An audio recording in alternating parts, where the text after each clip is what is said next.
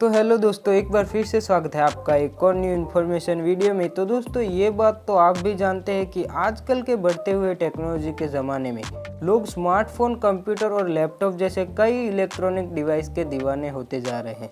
In short, technology का craze बढ़ता जा रहा है, लेकिन यही टेक्नोलॉजी हमारे लिए जितनी ज़्यादा फायदे कारक है उतनी ही नुकसान कारक भी है। और इसी के चलते हमारे कंट्री में साइबर क्राइम का नेटवर्क बहुत तेज़ी से बढ़ता जा रहा है और ये लोग सिर्फ कुछ ही मिनटों में लोगों की सालों की मेहनत, उनकी सेविंग्स सब कुछ छीन के ले जाते हैं।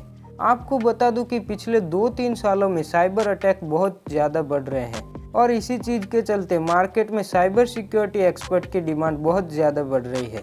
और आपने इस वीडियो पर टैप किया है तो शायद से आप भी इसमें थोड़ा बहुत तो इंटरेस्टेड हो। तो अगर आप साइबर सिक्योरिटी एक्सपर्ट कैसे बन सकते हैं, इस सवाल का जवाब जानना चाहते हो तो इस वीडियो में एंड तक बने रहिएगा और वीडियो को भी एक लाइक कर लीजिएगा। तो चलिए ज़्यादा समय न लेते हुए बढ़ते हैं हमारे टॉपिक की तरफ।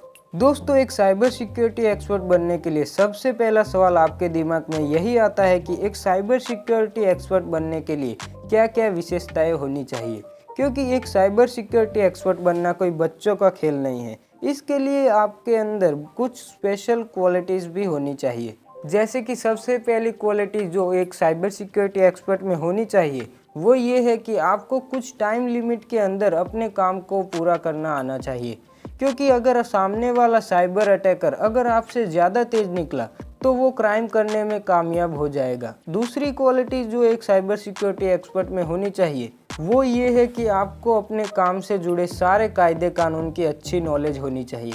इसके साथ साथ आपको अपनी इन्फॉर्मेशन को भी हाइड रखना आना चाहिए ताकि कोई भी क्रिमिनल आपकी इन्फॉर्मेशन का मिसयूज ना कर सके। साइबर सिक्योरिटी एक्सपर्ट को आईटी सिस्टम की कमजोरियों को पहचानना आना चाहिए और उन कमजोरियों को कैसे कम करना है वो भी आना चाहिए। एक साइबर सिक्योरिटी एक्सपर्ट बनने के लिए सबसे इम्पोर्टेंट बात यही है कि आपके पास एक पॉजिटिव नज़रिया होना चाहिए और इसके साथ साथ आपके पास कम समय में बेहतर से बेहतर डिसीजन लेने की कैपेबिलिटी भी होनी चाहिए। एक साइबर सिक्योरिटी एक्सपर्ट को कभी भी जल्दबाजी नहीं करनी चाहिए, शांत दिमाग से डिसीजन लेने चाहिए। तो अगर आप एक साइबर सिक्योरिटी एक्सपर्ट बनना चाहते हो तो ये 5 क्वालिटीज़ आपके अंदर होनी ही चाहिए, तो शायद आप एक साइबर सिक्योरिटी एक्सपर्ट बन सकते हो। और अगर आपके अंदर ये क्वालिटीज़ नहीं है तो आपको इन्हें अपने अंदर डेवलप करना होगा। और अगर आप ये भी नहीं कर सकते तो आपको कोई और काम ढूंढ लेना चाहिए, क्योंकि ये नौकरी आपके लिए नहीं बनी है। अब सबसे इम्पोर्टेंट सवाल के बारे में बात करते हैं, जो कि है एक साइबर सिक्योरिटी एक्सपर्ट बनने के लिए क्या क्या एजुकेशनल क्वालिफिकेशन चाहिए होती है। दोस्तों, एक साइबर सिक्योरिटी एक्सपर्ट बनने के लिए कंप्यूटर में विशेष योग्यता के साथ साथ आपको मैथ्स और फिजिक्स की भी अच्छी खासी नॉलेज होनी चाहिए। 12th के बाद कंप्यूटर साइंस जैसे क्षेत्र में आपका ग्रेजुएट होना भी ज़रूरी है। इसके लिए आप networking engineering, IT engineering, forensic computing जैसे कई कोर्स कर सकते हैं। ज़्यादातर वही लोग साइबर सिक्योरिटी एक्सपर्ट के लिए चुने जाते हैं जो कंप्यूटर साइंस और आईटी इंजीनियरिंग जैसे क्षेत्र से अच्छे मार्क्स के साथ ग्रेजुएट होते हैं।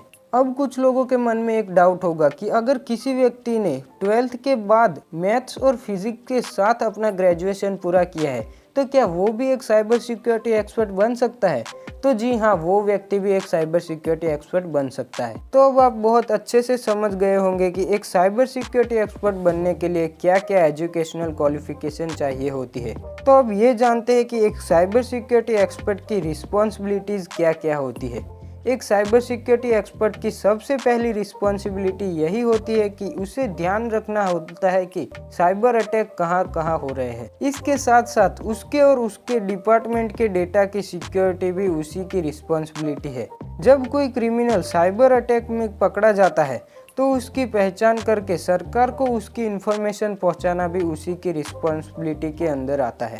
इसके अलावा नेटवर्क इंफ्रास्ट्रक्चर में फायरवॉल को क्रिएट करने की रिस्पॉन्सिबिलिटी भी इसी की होती है, ताकि अगर कोई आपके नेटवर्क में घुसने की कोशिश करे तो आपको पता चल जाए कि कोई आपके फायरवॉल को क्रैक करने की कोशिश कर रहा है। तो ऐसी ही कई रिस्पॉन्सिबिलिटी एक साइबर सिक्योरिटी एक्सपर्ट पर होती है। दोस्तों, अब हमने साइबर सिक्योरिटी एक्सपर्ट के ऊपर इतना कुछ जान लिया है तो एक चीज़ भी ज़रूर से जान लेते हैं कि साइबर सिक्योरिटी एक्सपर्ट को कहाँ कहाँ जॉब मिल सकती है। दोस्तों, एक साइबर सिक्योरिटी एक्सपर्ट को वहाँ जॉब मिल सकती है जहाँ उसकी भारी मांग हो, जैसे कि आईटी सिक्योरिटी सर्टिफिकेशन सेवा देने वाली कंपनियां और आईटी फर्म्स जैसे क्षेत्रों में जॉब मिल सकती है। दोस्तों, साइबर सिक्योरिटी एक्सपर्ट को जॉब के लिए कोई चिंता करनी नहीं पड़ती है, क्योंकि जैसे जैसे कंपनियां डिजिटल होती जा रही है वैसे वैसे इन कंपनियों में साइबर अटैक बढ़ने की संभावना भी बढ़ती जा रही है। इसलिए ऐसी कंपनियों में साइबर सिक्योरिटी एक्सपर्ट की मांग भी बहुत तेजी से बढ़ती जा रही है। इसलिए ऐसी कंपनी में उन्हें आसानी से जॉब मिल सकती है। आप लो फार्म, बैंक्स, टेलीकॉम कंपनियां, पुलिस डिपार्टमेंट और सिक्योरिटी कंसल्टेंसी सर्विस जैसे क्षेत्रों में साइबर सिक्योरिटी एक्सपर्ट की जॉब पा सकते हैं।